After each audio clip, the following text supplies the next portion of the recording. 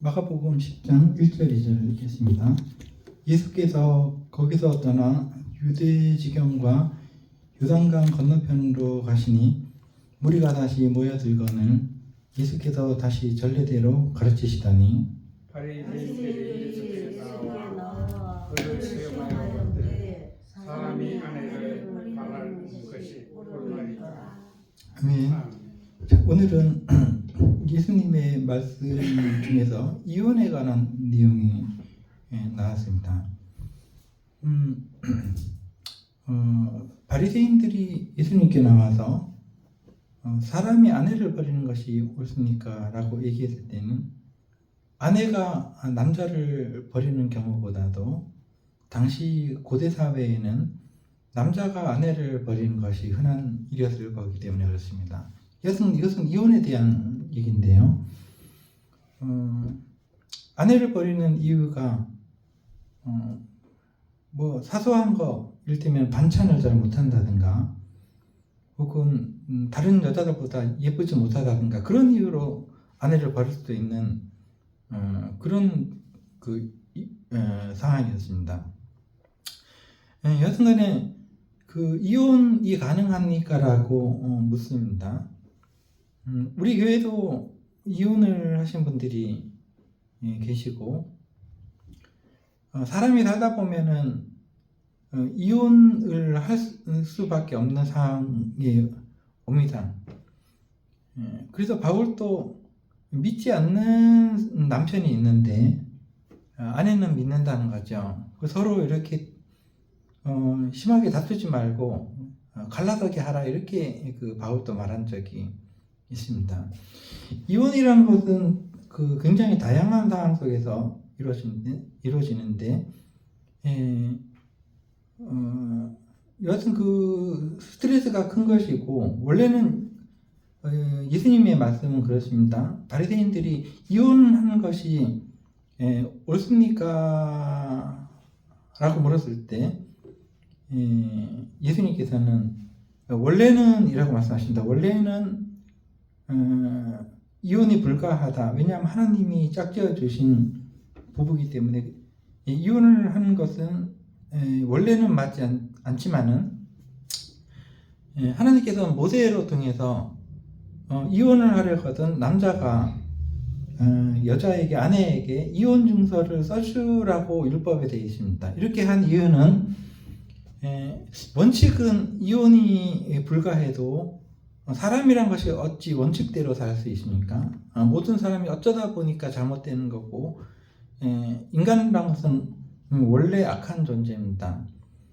원칙대로 살지 않습니다. 그래서 남자가 여자를 그냥 내쫓으면은 여자는 다른 남자에게 시집을 갈 수가 없어요. 보호를 받을 수가 없기 때문에 하나님은 모세를 통해서 아내를 버리려거든 이혼 증서를 써줘서 자유의 몸이 된 것을 확실하게 하고 다른 남자에게 시집을 갈 수 있도록 하라. 이렇게 하나님께서 모세를 통해서 말씀하신 것인데 근데 원래는 창조 때부터 사람을 남자와 여자를 지으시고 한 몸이 되게 하셨기 때문에 이혼을 하는 것은 원칙에 어긋난다라고 말씀을 하셨습니다. 그 뒤에 나오는 말씀들도 있는데 우리는 이 다양한 이혼의 사유 중에서 강제로 이혼을 당한 한 여자를 이야기를 했으면 좋겠습니다. 그것은 바로 창세기 16장부터 나오는 말씀인데 오늘날의 아랍 사람들과 이스라엘 사람들의 조상이 되는 아브라함 이야기로 거슬러 올라가야 됩니다. 창세기 16장을 한번 펼치시고 읽어 보겠습니다. 아브라함에게는 아내가 있었습니다. 오늘날 유대교, 기독교, 이슬람교의 아버지입니다. 아브라함은 신앙의 원조입니다. 근데 아내가 한 명 있었는데 16장 1절에 보니까 그녀의 이름은 사레였고 아이를 못 낳는 여자였습니다. 그래서 그 집안에는 아브라함이 이집트로 내려갔을 때 이집트 왕 바로가 선물로 주었을 법한 그 이집트 여자가 한 명 여종으로 있었습니다. 그래서 아내 사라는 그 여종을 남편과 동침하게 해서 자녀를 낳으려고 하거든요.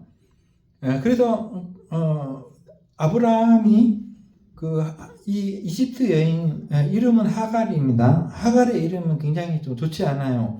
이방인 떠돌이 뭐 그런 이름인데 이집트가 하나님의 어떤 그 아브라함의 가족이 아니고 이집트 여자입니다. 그러니까 이집트 여자인데 그 종으로 팔려와 가지고 종살이 여종으로 있는 그런 어떤 굉장히 낮은 계급의 비천한 여자였죠. 그런데 아브라함과 이제 동침을 해서 임신을 했다는 거죠. 그래서 임신을 하자 이 4절에 보니까 하갈이 임신하자 그가 자신의 임신을 알고 그의 여주인을 멸시하였다 라고 되어 있는데 이게 그 나쁜 어떤 행위라기보다는 얼마나 그 여종으로 팔려가지고 열등감이 깊었겠습니까? 부인은 따로 있고 자기와 동침한 남자가 남편이기도 하고 아니기도 한 그런 어정쩡한 상황 아니겠습니까? 틀림없이 몸을 섞었는데 법적으로는 남편이 아니고 아이를 낳아도 그거는 사라의 아이가 될 수도 있고 그런 어떤 열등감과 불안함입니다. 이 첩인 첩, 3절에 첩이라고 나오는데 이런 걸 첩이라고 합니다. 첩이라는 것은 보장받지 못하는 우리가 정식 부인이라 그러면 결혼식도 하고 모든 사람에게 이 사람의 처다라고 이렇게 법적으로 보장을 받지 않습니까? 근데 이 하갈이라는 여자는 여종으로 팔려와서 시바시로 그냥 남주인 아브라함과 동침해서 아이를 가졌는데 그동안에 얼마나 열등감이 심했겠습니까? 자기는 노예고 그랬는데 남편과 남편 아닌 남편 아브라함과 동침을 했어도 그냥 남편도 아니고 사실은 뭐 그런 어떤 상황에서 굉장히 불안하죠. 그리고 아브라함을 사랑할수록 아브라함이 나를 사랑할까라는 어떤 경쟁 의식이요. 그 부인과 본 부인 사라와의 경쟁 의식, 거기서 나오는 비교 의식, 열등감, 불안 이런 게 막 복잡한 감정이 이 하갈에게 막 있는 거예요. 그러다가 자기의 그 여주인 본부인이 임신을 하지 못하는 여자인데 자기가 임신을 했다는 거예요. 그러니까 사람이 이제 고개를 숙이고만 살다가 슬슬 고개를 들고 싶은 겁니다. 이거는 굉장히 인간적인 어떤 모습입니다. 나쁜 게 아니에요. 예. 그래서 여주인을 멸시하였다라는 것은 겉으로 그런 흉내를 표현을 했겠죠. 나는 우리 여주인이 본부인이 가지지 못하는 아이를 가졌다. 뭐 이런 거죠. 그러니까 사라가 내가 이런 모욕을 받아야 되겠냐. 5절에 보니까 이런 모욕을 내가 받아야겠냐 하고 하갈을 학대하였다. 6절에 하갈을 학대했더니 하갈이 본부인 사례에게 학대를 받아서 이제 법적인 지위는 사례가 높으니까요. 사라가 높으니까 도망을 치게 됩니다. 얼마나 학대가 심했으면 도망을 치니. 그러니까 굉장히 첩이라는 것은 그 위치 자체가 불안하고 굉장히 약하고 그런 겁니다. 어정쩡하고 남편이 있어도 남편이 아니에요. 도망을 쳤는데 이때부터 놀라운 일이 생깁니다. 가장 약하고 하나님의 약속이 있는 아브라함의 어떤 가족도 아니고 이집트에서 여종으로 팔려온 하갈, 불쌍한 하갈 앞에 여호와께서 나타나십니다. 놀라운 일입니다. 이건 왜냐하면은 하나님께서 누구에게 나타나신 것은 별로 없어요. 모세에게도 나타나셨지만 모세는 하나님의 조금 일부분만 봤을 뿐이고 하나님께서는 모세야 너 하나님을 본 사람은 죽는다 이렇게 말씀하셨습니다. 또 엘리야도 하나님을 뵀지만은 그 하나님의 모습은 보지 못하고 그저 음성만 들었습니다. 세미한 음성, 하나님의 음성만 들었을 뿐이고, 또 이사야 같은 경우는 하나님이 보좌에 앉으신 모습을 봤어도 그 형체는 확실히 보지 못하고 보석처럼 빛나는 어떤 분위기만 느꼈을 뿐입니다.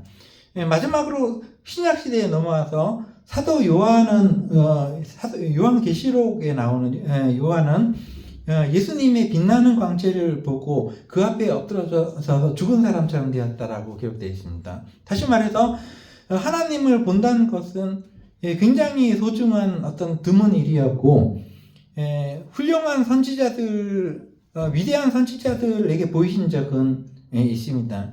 근데 그들보다 먼저 하나님께서 놀랍게도 이집트 출신의 출신도 비천한 데다가 여종에다가 그 아브라함의 첩의 신분을 가지고 열등감과 비교의식과 피해의식 이런 것에 똘똘 뭉쳐 있다가 본부인에게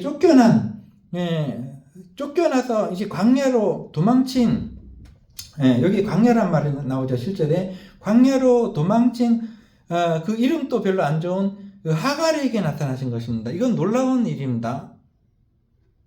하나님을 보았습니다. 하갈이. 그래서 하갈이 뭐라 그랬냐면은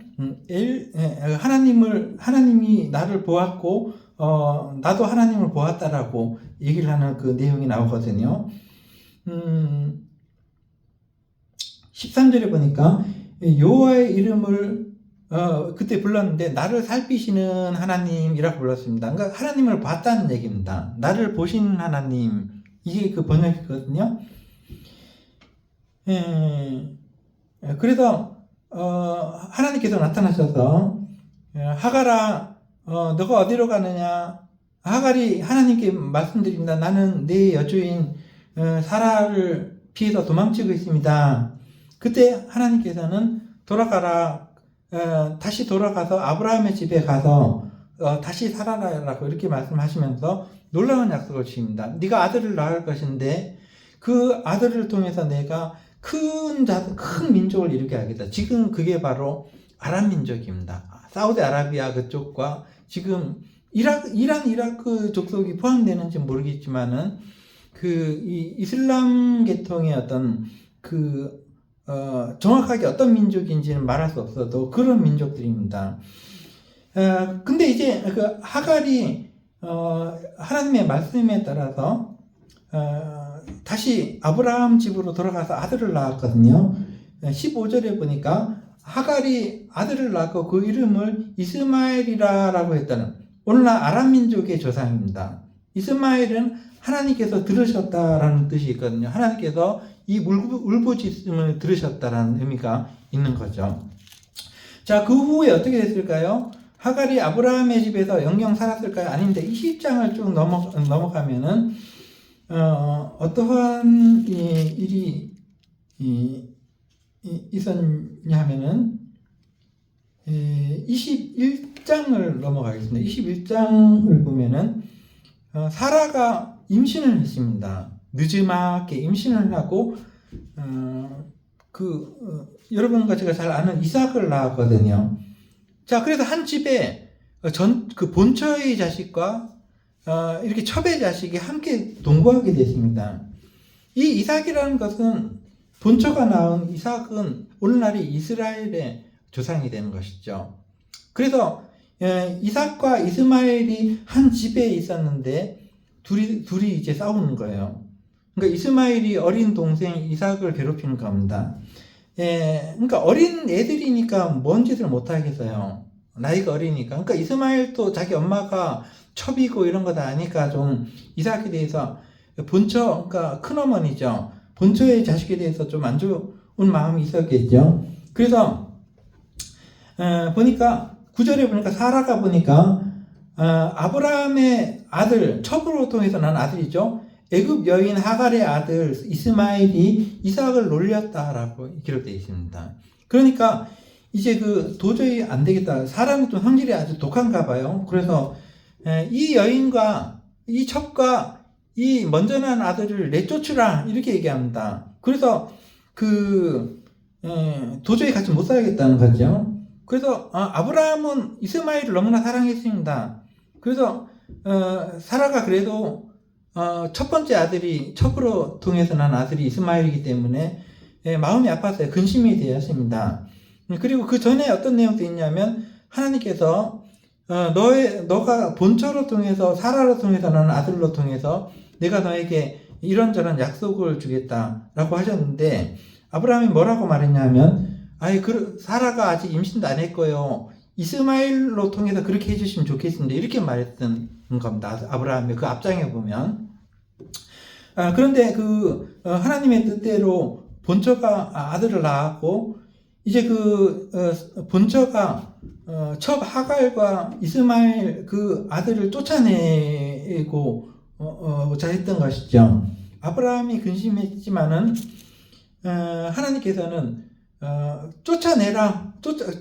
사라가 쫓아내고자 하거든 너는 가만히 있어라라고 말씀하시죠. 이것이 강제적인 이혼입니다. 그러니까 우리가 여러 가지 이혼의 사유가 있겠지만은 이런 경우는 본부인으로 통해서 강제로 아브라함과 하갈이 이혼을 하게 된 거죠. 그래서 하갈이 또 쫓겨나가지고 예전에는 도망을 줬지만은 이번에는 쫓겨나가지고 또 광야로 나갑니다. 그때 놀랍게도 하나님이 또 나타나셨어요. 하갈이 뭐라고?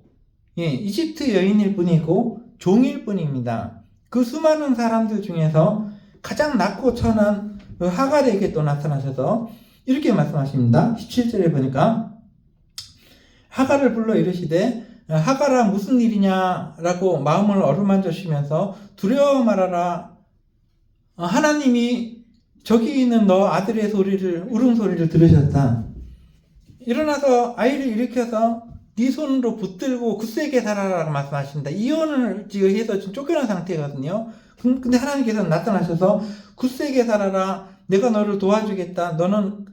너의 그 아들이 이스마엘이 큰 민족을 이루게 하겠다. 이렇게 말씀을 하셨고 하갈이 하나님을 뵙는 두 번째 그 역사가 지금 기록이 되어 있는 것이죠. 이걸 자세하게 이제 설명을 못한다, 시간상이요. 그러나 분명한 것은 하나님께서 자신의 모습을 보여주신 그 사람들이 많지 않아요. 근데 놀랍게도 지금 창세기 초반부에 이런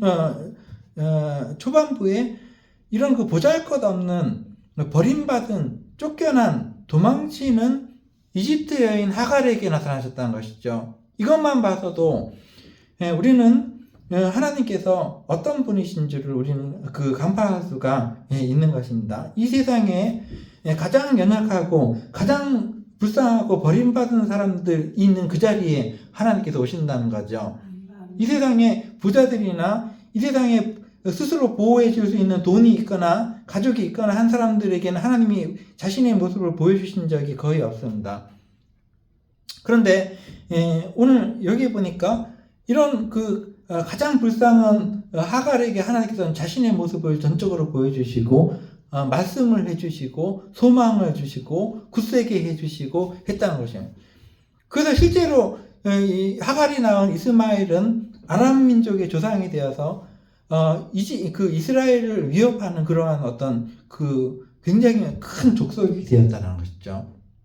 오늘날 이란과 이스라엘이 비슷하게 싸우잖아요. 역사를 거슬러 올라가 보면은 아브라함 때부터 이런 사건들이 이제 계속 있어 왔던 것이죠. 그래서